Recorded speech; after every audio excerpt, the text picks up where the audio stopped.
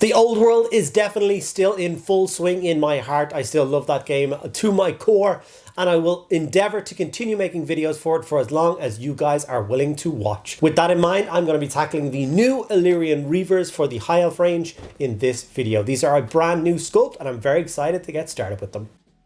Okay, this is going to be the third video in my High Elf series. Obviously, I've done the elf print on the Griffin here. Absolutely beautiful sculpt from the Island of Blood set. And I've also done one of the Phoenix Guard miniatures in the same scheme. So this is the red and gold scheme. It is actually a province in the High Elf lore. It's my favorite, so it's the one that I'm going to be painting my army up. So hopefully you guys still find the videos interesting, even though it's not going to be the classical kind of blue and white scheme that you see mostly for High Elves. Now, the Ellyrian Reaver set is actually quite interesting, because a lot of people suspect that this kit is as old as Island of Blood. And it is the multi-part kit that was supposed to come out for the Ellyrian Reavers in that box set. But unfortunately, by the end of that kind of box set's run, when these were supposed to be coming out, I guess the old world was being, well, it's called Warhammer Fantasy back then, was being shut down, so they decided not to release them. I may be wrong, but it does make sense. It does track. The sprues do kind of match the same style of kits from the like old White Lions and Phoenix Guard that got released back in the day. Which does make me wonder if they have bothered doing a multi-part Swordmaster kit anywhere to match the ones that came in Island of Blood as well. I'm not sure. That's something that we're going to have to look to in the future. Deciding on the horse color for these guys was actually one of the most difficult things, because you've got obviously the proud noble steeds of the High Elves are usually white horses. But I decided these guys are more outriders, more skirmishers. I don't know whether they would have faster horses or more nimble horses or more robust horses, but I did want to stand them out. So if I do decide to add a squad of silver helms or something into my army, they would probably be on the white steed. So I'm going to give these guys a nice kind of muted in between gray tone, which I think will work out really well.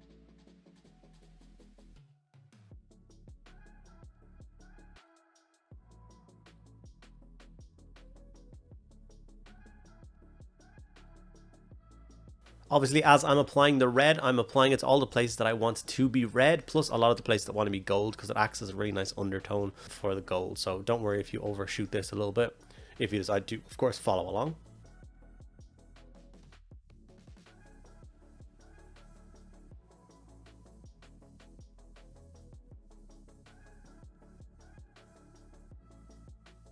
Trusty Black Templar being used for all of the kind of in-between parts, so the saddle, all the bridle, all those kind of straps and stuff like that.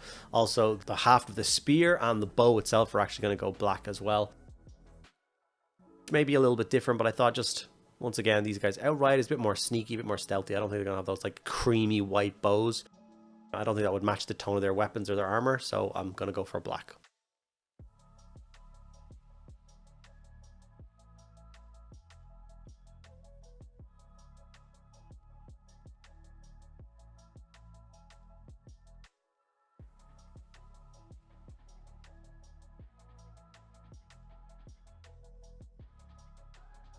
A quick Gulliman flesh for his face and his hands, just to get those base coats in before we start getting the shading work done.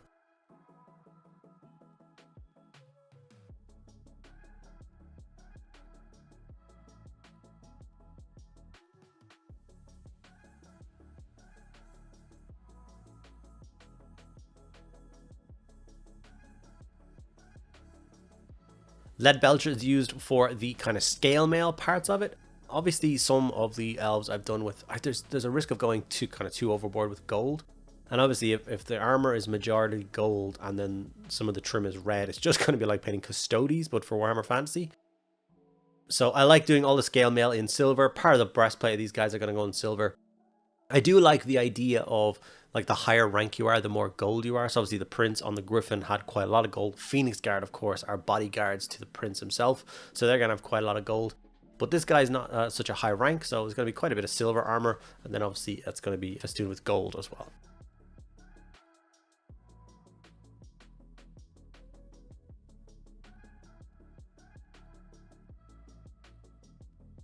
Retributor armor being the obvious choice. It is just such an unbelievable color.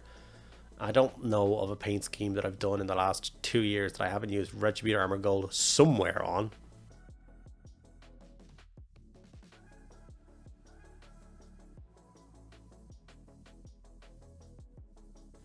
And this is the parts that I was talking about before, where I painted the entire kind of the big armored bridle bit in red. But then I was like, just go over the middle bit in gold, add those armor plates in, and it looks really nice. This is all the gold I decided to put on this guy, which isn't a huge amount, but I think it's still a respectable amount. Nolan oil was then used for the entire model. Now this is one of the interesting things, because like obviously the previous two models I used Reikland Flesh Shade over all the red and all the gold.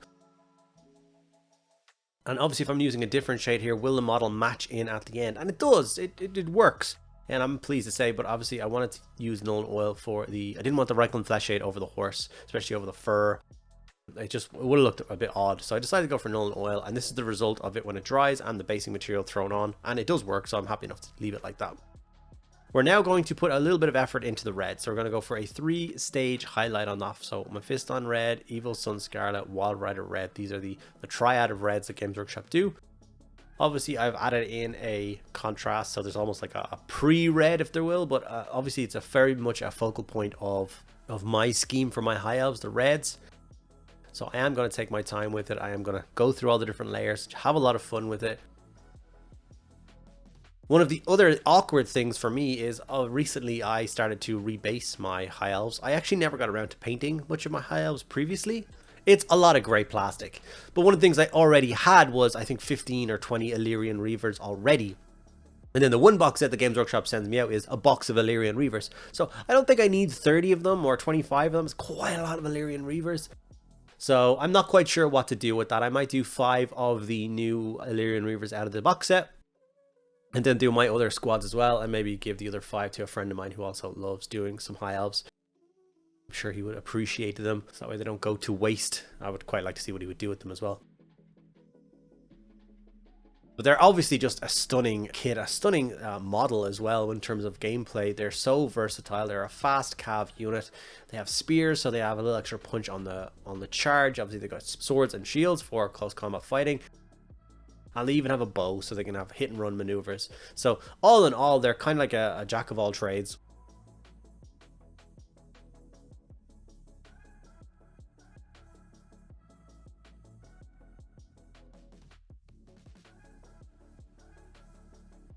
I also love their big feathery helmets for the boss and the feather and the horse, and adding that red color up that high. It's giving me like Mongols like style with the big feathers. It's really cool. Like the Kislevite horses. It's just an awesome aesthetic. Here I am going in with the Wild Rider red, which is obviously the last highlight of the red, and as you can see I'm being very reserved with it, just kind of running along edges. Very small highlights.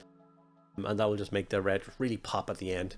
If you apply kind of too much of the last highlight of red, like Wild Rider is pretty much an orange. So if you go overboard, you might push the red too far into the orange spectrum. And that's not exactly what we're looking for here.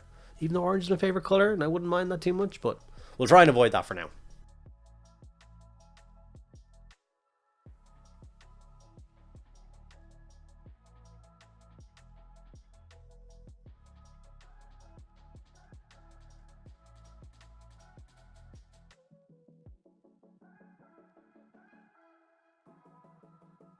A simple layer job on the horse using Mechanica Standard Grey. Because this horse is so dressed, i.e. there's such an ornate guy on top of it, he's wearing a lot of armor, there's lots of things to distract you. When you look down at a squad of like 5 or 10 of these guys, the color of the horse really isn't going to matter all that much, especially when you're going for such a muted tone like I am. I just want it to be a background to the awesome mount or the rider. But I think adding Mechanica Standard Grey to this as a single highlight, I think does the job.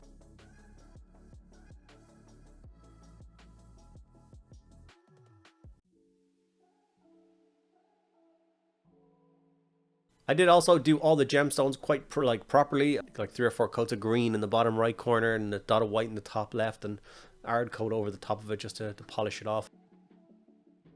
I go into that in much more detail in that Phoenix Lord or Phoenix Guard video, so if you do want to check out how to do gemstones like I did in this video, then you can go back and check out that. If you do enjoy this, don't forget to go and check the rest of them. If you enjoy these videos, you like what you see, you want to help support the channel, it's also a great way to do that is to join up to the Patreon or become a channel member. There's a couple different benefits for that. You obviously get access to a private Discord server where you can hang out and talk with me on a daily basis about your hobby. You also get access to all the different events that we host over there, whether it be community showcases, painting competitions, and the like.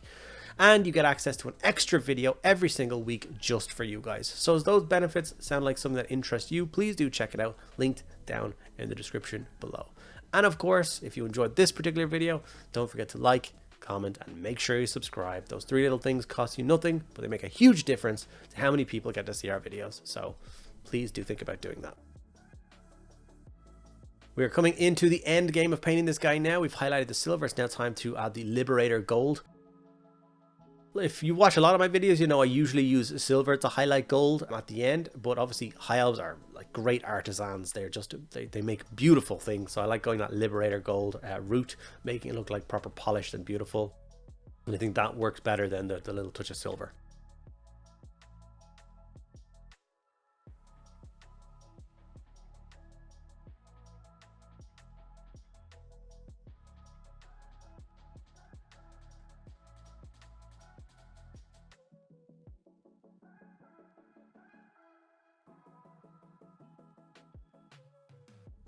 A quick highlight of Corvus black over all those areas we used the contrast black on at the beginning, like the bridle, the saddle, all those bits and pieces. Nothing crazy, but just once again, people are not going to pay attention to it, so you can just do one coat of it and leave it at that. Even though there is things like the bow and the spear shaft, but like the blade with the gemstone in it's going to be the focal point of that, and then there's some gold and red detail on the bow, so once again, people are not going to notice that. So it's okay to just do a very quick splashy coat and finish it off.